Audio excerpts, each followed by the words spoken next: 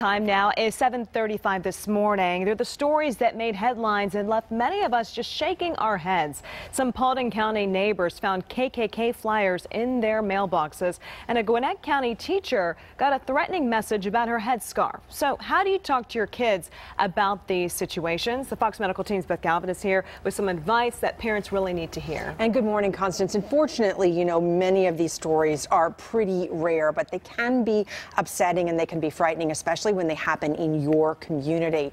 And Dr. Hansa Barghava of WebMD says these type of incidents are basically just another form of bullying, but they're also an opportunity to get parents and children talking. They're stories that can be hard for all of us to understand. Last fall, anti-Semitic graffiti was left on the playground of an Atlanta elementary school. Well, not far away in suburban Dacula, a young Muslim American high school teacher who wears a religious headscarf got a note telling her to hang herself with it. WebMD medical editor and pediatrician Dr. Hansa Barghava recently wrote a post arguing that these type of incidents can be a teachable moment for parents. I think a lot more children are probably bullied than we know.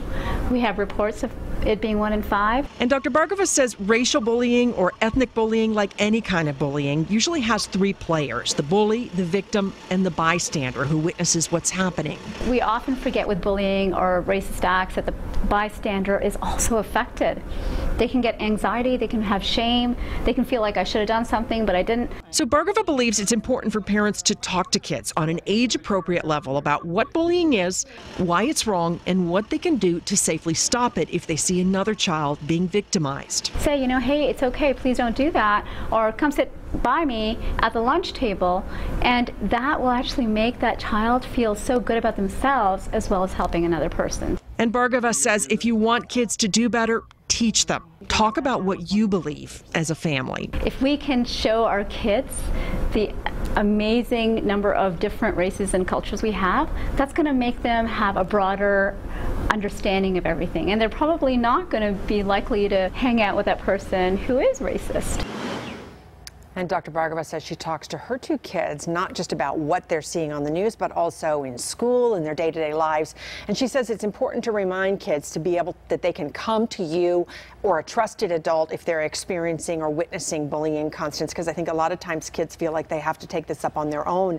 If it becomes serious and kind of crosses a line, an adult really needs to get involved. What about cyberbullying? That's a major issue for a lot of parents. How do you talk to your kiddos about addressing those issues? That's a huge issue, and they estimate, up to 20% of kids are cyberbullied. That's difficult also because they can reach you at any time. If you have your device on, a bully can reach you on your device. So I think it's really important for parents to kind of stay on top of their kids on social media and their phones and just be aware that that is a problem out there. And for many kids, it's a very pervasive problem. It's a concern as some social media. Everyone's connected by those phones. Absolutely. And of course, our kids are looking to us as the role models. We need to be careful about the messages that we're saying and we're relaying out as well. Yeah, right? I would just be really kind of aware of what kind of things that you're saying about other people who are different from you, because you're the role model for kids. They're looking to you for how they're supposed to in what direction they're supposed to move. You're right. Good advice, Beth. Thanks so much. Constance. All right, time now is